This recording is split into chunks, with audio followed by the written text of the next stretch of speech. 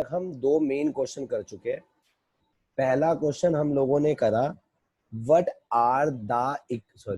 What is economic problem या what is central problem या फिर व्हाट इज कॉमन प्रॉब्लम, कि इकोनॉमिक प्रॉब्लम होती क्या है, सेंट्रल प्रॉब्लम होती क्या है या कॉमन प्रॉब्लम होती क्या है। हमने उसका आंसर पढ़ा दी प्रॉब्लम ऑफ चॉइस, कि जो चॉइस करने की प्रॉब्लम होती है उसी को हम लोग इकोनॉमिक प्रॉब्लम बोलते हैं। हमने ये पढ़ा कि हमारे पास हमारे जो रिसोर्सेज होते हैं, मैंने बताया रिसोर्सेज चार तरह के होते हैं: लैंड, लेबर, कैपिटल, एंटरप्रेन्योर। हमने पढ़ा हमारे पास चार तरह के रिसोर्सेज होते हैं और उन रिसोर्सेज की स्केयर सिटी होती है। स्केयर सिटी का मतलब जितनी डिमांड होती है, सप्लाई हमेशा उससे कम होती है, जिसकी वजह से हमें चॉइस करनी पड़ती है, क्योंकि हमारे पास जो पैसा है वो लिमिटेड है, लेकिन जो हमारी वांट्स है वो अनलिमिटेड है, जिसकी वजह से हम लोगों को क्या करना पड़ता है, चॉइस करनी पड़ती है। और उस चॉइस की प्रॉब्लम को हम इकोनॉमिक प्रॉब्लम बोलते हैं। ये वाला क्वेश्चन हमने पहले पढ़ा।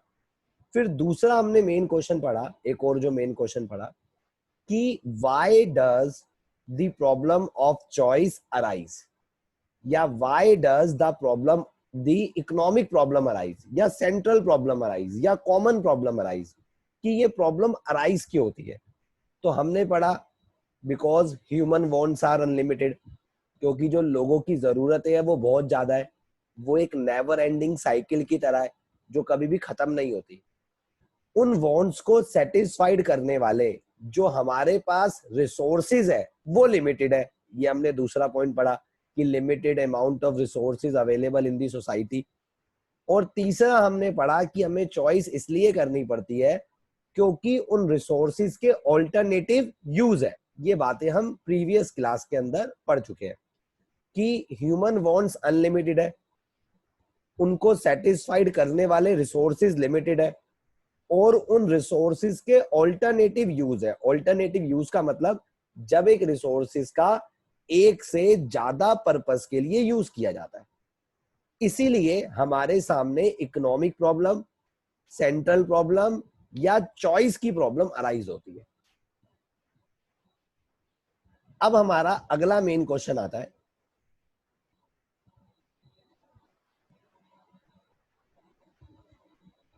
अब हमारा अगला मेन क्वेश्चन आता है जो हम लेने वाले हैं। इसके बाद ये वाला क्वेश्चन नहीं लेने वाले,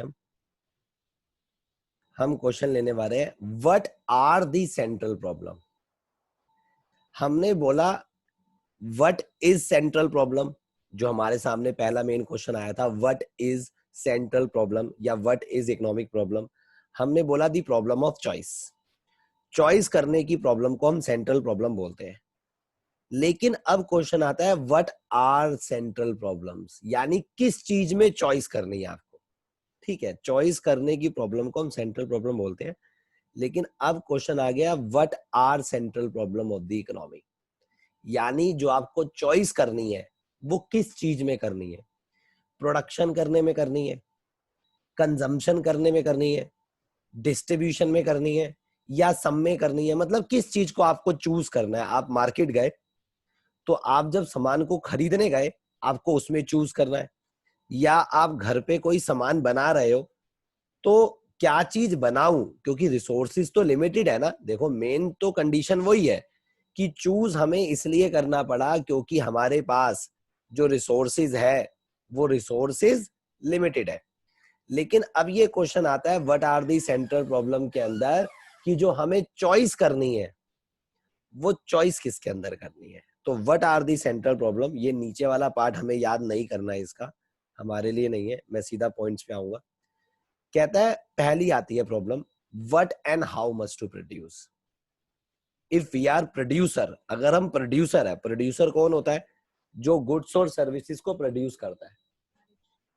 इफ वी आर प्रोड्यूसर, अगर हम प्रोड्यूसर है तो हमारे सामने प्रॉब्लम आती है what and how much to produce.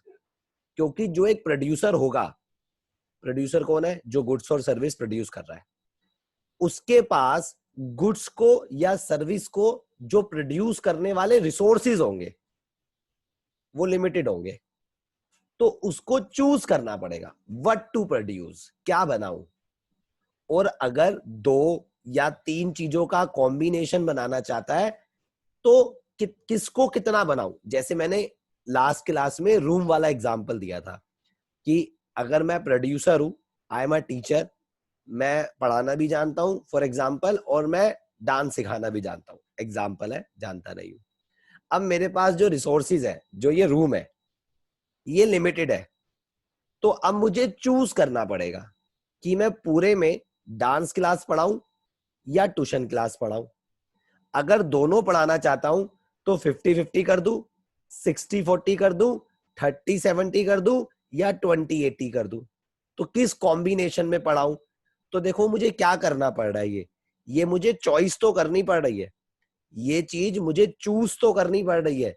That is the first problem, what and how much to produce. What का मतलब अगर 2 ऑप्शन है तो ये वाला ऑप्शन या ये वाला ऑप्शन, और अगर दोनों बनाने हैं तो हाउ मच टू प्रोड्यूस, तो कितनी क्वांटिटी में, यानी रिसोर्सेज जो मेरे पास लिमिटेड रिसोर्सेज है, कितने रिसोर्सेज मैं डांस क्लास के लिए यूज करूं और कितने रिसोर्सेज मैं ट्यूशन क्लास के लिए यूज करूं। तो that is the first problem. ये क्वेश्चन ना कभी कंप्लीट नहीं आएगा, ये क्वेश्चन हमेशा ऐसे आता है, define what and how much to produce with the help of example. तो मैंने इसलिए इसकी एक्सप्लेनेशन के अंदर एग्जाम्पल भी लिख दिया है, क्योंकि इसका एग्जाम्पल देना, क्योंकि इसका एग्जाम्पल याद रखना बहुत जरूरी है। तो मैं रीड कर रहा हूं, इसको ध्यान दो। The problem arise because resources are scarce. Scarce मतलब स्केयर सिटी। कह रहा है प्रॉब्लम इसलिए अराइज हो रही है, कौन सी प्रॉब्लम, ये वाली, what and how much to produce. कह रहा है दी प्रॉब्लम अराइज, ये प्रॉब्लम अराइज हो रही है बिकॉज रिसोर्सेज आर स्केयर, क्योंकि रिसोर्सेज क्या है, लिमिटेड है, एंड हैव ऑल्टरनेटिव यूजेस, और उनके अल्टरनेटिव यूजेस है। कहता है should resources be use for producing goods and services for civilian. कहता है गुड्स या सर्विसेज सिविलियन के लिए बनाए या मिलिट्री के लिए बनाए। ये कंट्री वाइज एक्सप्लेनेशन लिखी गई। मैंने बताया था ये वाली बात फर्स्ट क्लास में कि हर कंट्री के पास जो उसके रिसोर्सेज होते हैं वो लिमिटेड होते हैं। मैंने बताया था resources, land, labour, capital, entrepreneur. मैंने कहा था हर कंट्री के पास जो उसके रिसोर्सेज होते हैं वो लिमिटेड होते हैं। तो नाउ कंट्री को डिसाइड करना पड़ रहा है कि वो जो गुड्स और सर्विसेज बनाए उन रिसोर्सेज की मदद से, वो सिविलियंस के लिए बनाए या मिलिट्री के लिए बनाए। वही बात यहाँ पे लिखी है, should resources be use for producing goods and services for civilians और for military. Should be use producing more wheat, अगर एक प्रोड्यूसर है तो वो व्हीट की प्रोडक्शन ज्यादा करे या राइस की प्रोडक्शन ज्यादा करे, एक ही चीज की कर सकता है क्योंकि रिसोर्सेज लिमिटेड है। The problem in fact is that what combination of goods and services to be produce, और अगर दोनों बनाए तो व्हाट कॉम्बिनेशन, किस कॉम्बिनेशन में बनाए, of goods and services B produce, किस कॉम्बिनेशन में बनाए। फिर मैंने एक एग्जांपल लिखा, ये आपको समझ में आ गया होगा। मैंने कहा सपोज कर लो कि आपके पास कुछ रिसोर्सेज है। देखो गिवन का मतलब होता है बेसिकली दिया हुआ, लेकिन इकोनॉमिक्स के अंदर जब भी गिवन वर्ड लिखा हुआ है ना तो इसका मतलब होता है कांस्टेंट। मतलब आप इस गिवन वर्ड को कांस्टेंट वर्ड यूज करोगे कि लिमिटेड, कि ये आपको दिए हुए है, आपके पास इतने रिसोर्सेज है, ये दिए हुए है और ये कांस्टेंट है, यानी ये रिसोर्सेज ना तो कभी बढ़ेंगे और ना ही ये रिसोर्सेज घटेंगे। कहता है suppose with the given resources and technology. कह रहा है आपको रिसोर्सेज और टेक्नोलॉजी गिवन है, और ध्यान सुनना ये कांस्टेंट भी है। जितने रिसोर्सेज आपको दे रखे हैं वो उतने ही रहेंगे, जोन सी टेक्निक आपको दे रखी है वो भी कांस्टेंट ही रहेगी, हमेशा वही टेक्निक रहेगी। An economy decide to produce 2 goods. एक इकोनॉमी डिसाइड करती है कि वो 2 गुड्स बनाएगी। फॉर एग्जांपल एक मशीन बनाएगी और एक व्हीट बनाएगी। मतलब जैसे मैंने एग्जांपल लिया था ना कि या तो मैं डांस क्लास खोलूंगा या मैं ट्यूशन क्लास खोलूंगा। ऐसे ही मान लो कि मैं प्रोड्यूसर हूँ, मेरे पास कुछ रिसोर्सेज है, मेरे पास टेक्नोलॉजी है, तो मैं डिसाइड कर रहा हूँ कि मैं मशीन बनाऊं या वीट बनाऊं, और दोनों बनाऊंगा तो किस कॉम्बिनेशन में। कहता है if the economy wish to produce more machine, अगर वो मशीन ज्यादा बनाएगी तो जो वीट की प्रोडक्शन है वो रिड्यूस करनी पड़ेगी। अंडरस्टूड है ना? अगर आप मशीन ज्यादा बनाने की कोशिश करोगे तो आपको वीट की प्रोडक्शन कम करनी पड़ेगी। अगर कोई रीजन पूछे क्यों, क्योंकि सर रिसोर्सिस की स्केयरसिटी है, क्योंकि रिसोर्सिस की कमी है। आ जाओ क्या लिखा हुआ है। अब देखो मैंने एक टेबल बनाई, यहां लिख दी पॉसिबिलिटीज, यहाँ पे मशीन ले ली, यहाँ पे वीट ले ली। देखो अगर मान लो पॉसिबिलिटी ए हमें क्या रिप्रेजेंट करके दिखाता है, मान लो अगर मैं सारे रिसोर्सेज वीट की प्रोडक्शन में लगा देता हूं तो इसका मतलब मशीन तो बनेगी नहीं, क्योंकि आपने सारे रिसोर्सेज वीट की प्रोडक्शन लगा दिए। तो 75 लाख टन वीट की प्रोडक्शन होगी। यानी ये तो पता चल गया ना कि अगर सारे रिसोर्सेज, ये डेटा आप खुद भी बना के लिख सकते हो, मैंने 75 लिख दिया, आप 100 लिख दो, 70 लिख दो। बस आपको ये ध्यान रखना है कि अगर आप इसको बढ़ाओगे तो आपको इसको घटाना है। ठीक है, तो ये टेबल ऐसे एग्जैक्टली नहीं याद करते तब भी चलेगा, तो आप इसको बना के भी लिख सकते हो। हाँ, लेकिन ये बात ध्यान देने वाली है, अगर आप सारे रिसोर्सेज वीट की प्रोडक्शन पे लगा देते हो तो यानी कि मशीन की प्रोडक्शन तो होएगी नहीं। और वीट की मैक्सिमम प्रोडक्शन कितनी हो रही है? 75 लाख टन, इतनी हो रही है। एक और कॉम्बिनेशन पे चलते हैं, एफ कॉम्बिनेशन पे। अगर आप सारे रिसोर्सेज मशीन की प्रोडक्शन पे लगा दोगे तो देखो 5000, ये 1000 में है, तो 5000 मशीन की प्रोडक्शन हो रही है और वीट की प्रोडक्शन नहीं हो रही। और इन दोनों के बीच में देखो बहुत सारे कॉम्बिनेशन है। देखो ये मशीन की प्रोडक्शन बढ़ती जा रही है और देखो यहाँ पे वीट की प्रोडक्शन घटती जा रही है। घट पता है क्यों रही है? क्योंकि जैसे जैसे आप मशीन की प्रोडक्शन बढ़ा रहे हो ना, तो आपको अपने रिसोर्सेज वीट की प्रोडक्शन से निकाल के मशीन की प्रोडक्शन में लगाने पड़ रहे हैं। इसलिए मशीन की प्रोडक्शन बढ़ रही है और वीट की प्रोडक्शन गिरती चली जा रही है। तो टेबल आप कोई भी बना सकते हो, it is a best example. आप बुक खोलोगे तो उल्टे सीधे एग्जांपल लिखे होंगे, टीचर कट नहीं करेगी इस एग्जांपल को। सबसे बेस्ट और सबसे सिंपल एग्जांपल है। तो पहली प्रॉब्लम हमारे सामने क्या आती है? तो सर पहली प्रॉब्लम आती है what and how much to produce. पहली प्रॉब्लम आ गई कि हम मिलिट्री के लिए बनाए, सिविलियन के लिए बनाए, वीट की प्रोडक्शन ज्यादा करे, राइस की प्रोडक्शन ज्यादा करे, या फिर मशीन की प्रोडक्शन ज्यादा करे या वीट की प्रोडक्शन ज्यादा करे, क्योंकि रिसोर्सेज की कमी है। ये हमें क्यों स्टेप लेना पड़ा? क्योंकि हमारे पास जो रिसोर्सेज है वो लिमिटेड है। पहली प्रॉब्लम विद एग्जांपल हमने देख ली। इस प्रॉब्लम का कोई सॉल्यूशन नहीं है ना, फिलहाल हम खाली प्रॉब्लम पे डिस्कशन कर रहे हैं। अगली प्रॉब्लम आती है बेटा हाउ टू प्रोड्यूस।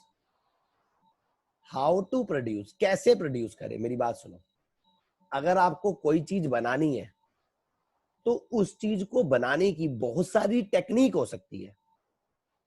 मैं नेमली क्या करता हूं, टेक्निक्स को दो हिस्सों में बांट देता हूं ब्रॉडली। टेक्निक दो तरह की होती है, एक होती है लेबर इंसेंटिव, एक होती है कैपिटल इंसेंटिव। मेरी बात सुनना ध्यान से। बेसिकली टेक्निक दो तरह की होती है, एक होती है लेबर इंसेंटिव टेक्निक, एक होती है capital incentive technique. Labour incentive में क्या होता है? लेबर से ज्यादा काम करवाया जाता है और मशीनों से कम। लेबर इंसेंटिव टेक्निक में क्या होता है? लेबर से काम करवाया जाता है ज्यादा और मशीनों से कम। और कैपिटल इंसेंटिव टेक्निक में क्या होता है? मशीनों से काम करवाते हैं ज्यादा, लेबर से कम। तो basically you have a two techniques how to produce. यही है, कौन सी वाली टेक्निक ऑप्ट करूं, लेबर इंसेंटिव या कैपिटल इंसेंटिव, कैसे प्रोड्यूस करूं?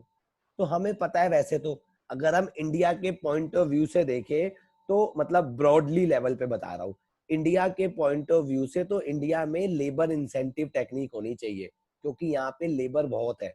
बट क्योंकि प्रॉब्लम है हर कंट्री के सामने आती है, तो दूसरी प्रॉब्लम यही आती है, आपने डिसाइड तो कर लिया ऊपर व्हाट टू प्रोड्यूस, क्या बनाऊं, लेकिन अब कैसे बनाऊं, यानी कौन सी टेक्निक यूज करूं, लेबर इंसेंटिव या कैपिटल इंसेंटिव। अब आपको टेक्निक में चॉइस करनी है। सेकंड पॉइंट के अंदर देखो क्या लिखा है, this means that what technique of production should be employed, कौन सी टेक्निक ऑफ प्रोडक्शन हम यूज करें, should be employed to produce a good, किसी गुड को बनाने के लिए।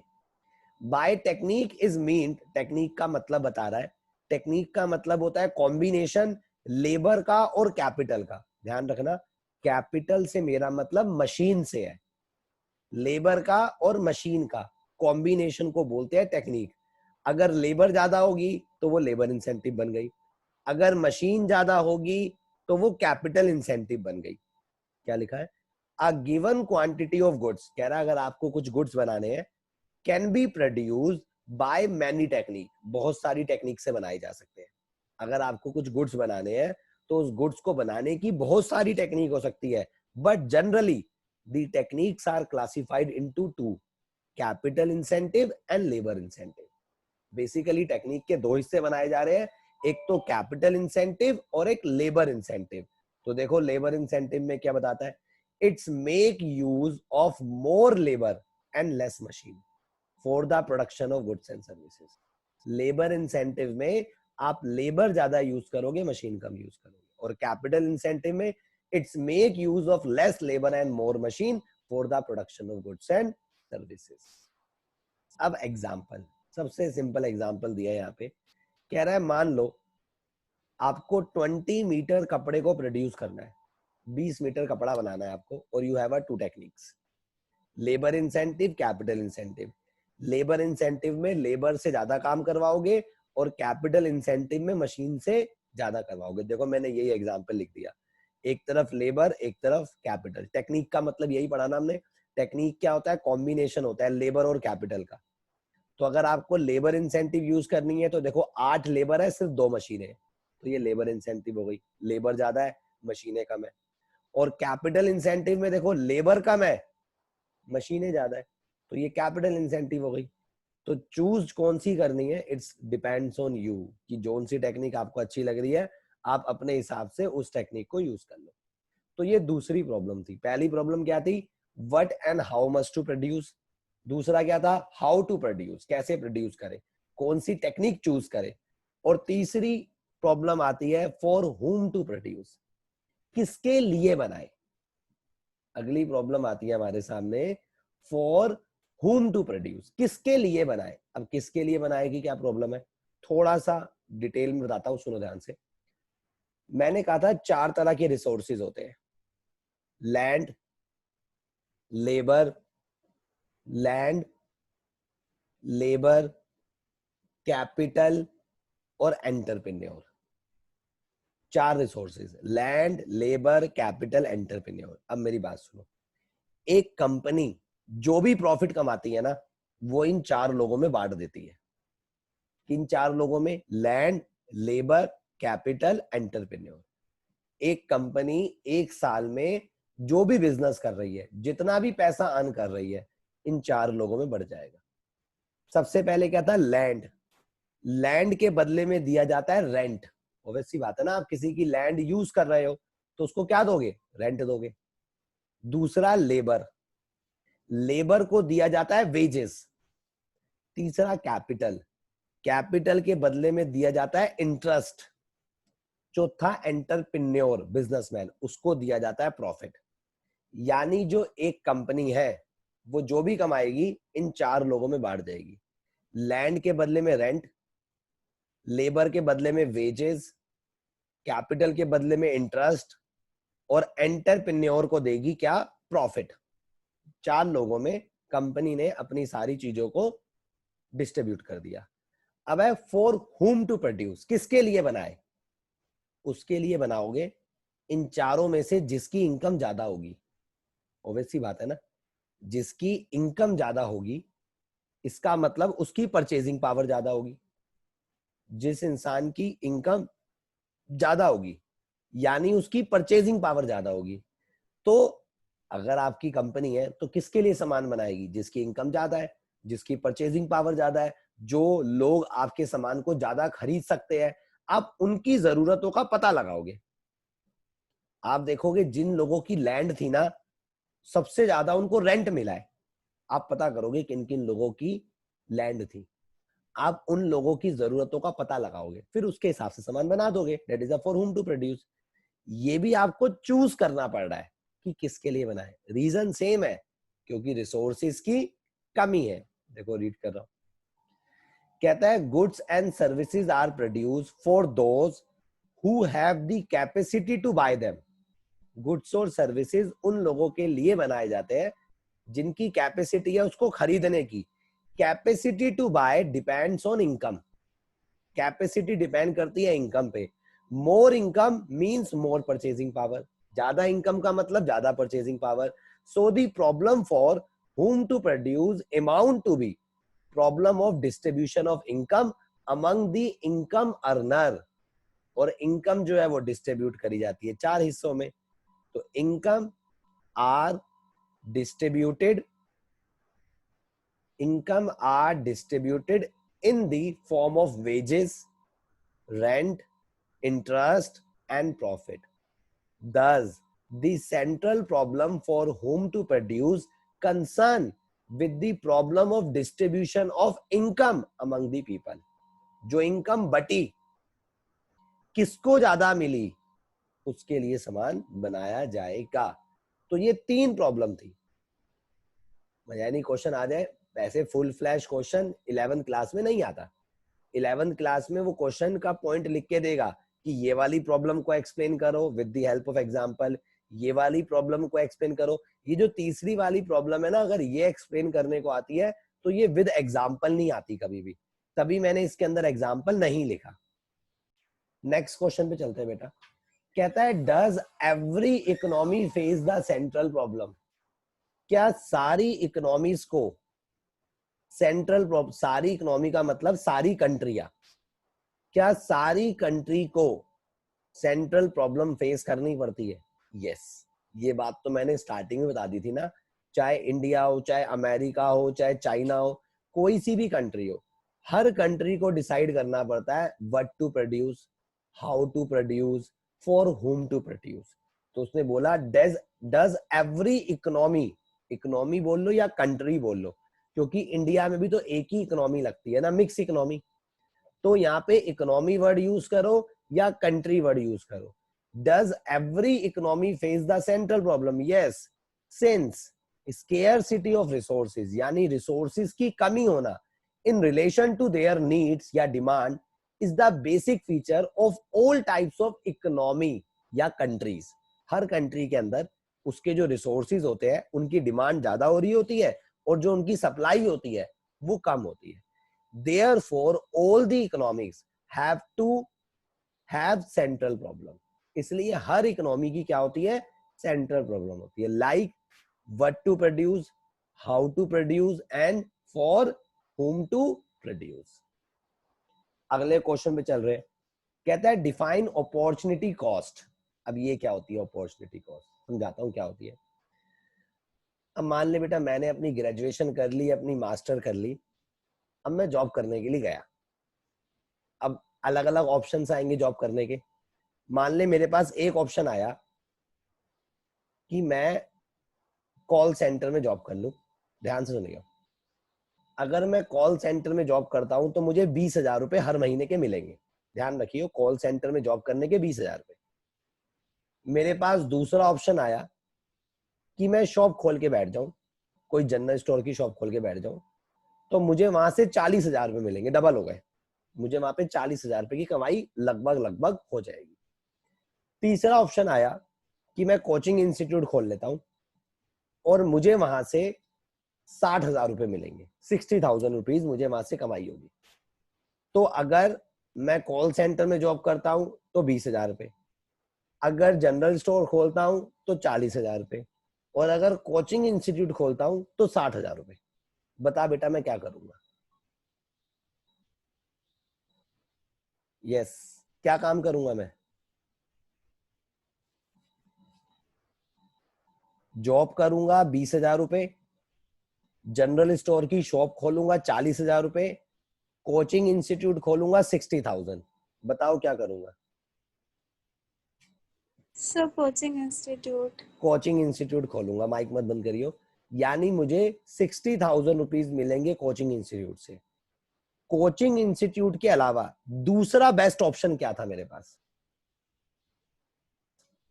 सर वो जनरल 40,000 स्टोर, वाला 40,000 वाला जनरल स्टोर। General store. वो जो दूसरा ऑप्शन था ना, मैंने पहला ऑप्ट कर लिया, मैंने कहा कोचिंग इंस्टीट्यूट खोलूंगा, तो वो जो दूसरे वाला ऑप्शन था ना, दूसरा बेस्ट ऑप्शन, उसी को बोलते हैं अपॉर्चुनिटी कॉस्ट। अपॉर्चुनिटी कॉस्ट क्या होती है? अगर हम किसी एक ऑप्शन को ऑप्ट कर लेते हैं, अगर हम किसी एक ऑप्शन को ऑप्ट कर लेते हैं, तो जो दूसरे वाला बेस्ट ऑप्शन होता है ना, उसकी वैल्यू को अपॉर्चुनिटी कॉस्ट बोलते हैं। उसकी वैल्यू को, मैं दोबारा रीड कर रहा हूं क्या लिखा है यहाँ पे, opportunity cost is the value of next best alternative. जो दूसरा बेस्ट ऑल्टरनेटिव था, फॉरगॉन, जो हमने छोड़ दिया, when availing a particular alternative, हमने एक ऑल्टरनेटिव चुना, मैंने कहा मैं कोचिंग इंस्टीट्यूट खोलूंगा, तो नेक्स्ट बेस्ट ऑल्टरनेटिव जो मैंने छोड़ दिया, कौन सा वाला? जनरल स्टोर वाला, 40,000 मिलते, उसकी वैल्यू को बोला जाता है क्या? Opportunity cost. That is the opportunity cost. उसको हम लोग अपॉर्चुनिटी कॉस्ट की कैटेगरी में डालते हैं। तो ये वाला क्वेश्चन भी हम लोगों ने यहाँ पे फिनिश कर दिया।